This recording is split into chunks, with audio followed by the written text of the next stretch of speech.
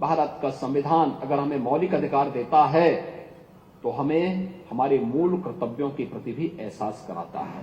और उन मूल कर्तव्यों के प्रति एहसास कराने के लिए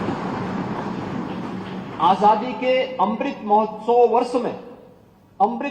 वर्ष में प्रधानमंत्री मोदी जी ने देशवासियों के सामने रखा था, एक विजन रखा था, एक विजन डॉक्यूमेंट 25 वर्ष का, कि देश जब 2047 में अपनी आजादी का शताब्दी महोत्सव मना रहा होगा, 100 साल की यात्रा अपनी पूरी कर रहा होगा आजादी की, तब कैसा भारत चाहिए? तब कैसा भारत चाहिए? एक विकसित भारत की उस परिकल्पना को साकार करने के लिए हमारे स्तर पर क्या प्रयास होने चाहिए?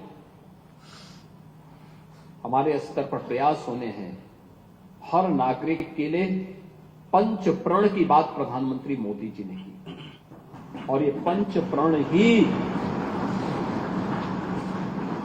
जिसमें विरासत के सम्मान से लेकर के अपने अपने कर्तव्यों के निर्वहन करने तक अलग अलग क्षेत्र से जुड़े हुए कार्यों को, किसी के साथ भेदभाव नहीं करना है, अपने विरासत का सम्मान करना है, अपने कर्तव्यों का पालन करना है, अलग अलग क्षेत्र में जो 5 प्रण प्रधानमंत्री मोदी जी ने आजादी के अमृत महोत्सव वर्ष में देशवासियों को दिलाए थे, वे पंच प्रण इसके आधार बनेंगे।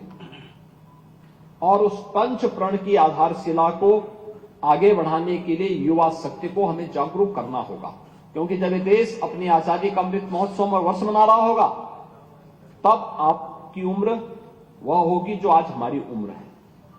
उन स्थितियों में आपके हाथों में नेतृत्व होगा, जीवन के अलग अलग क्षेत्र का नेतृत्व होगा।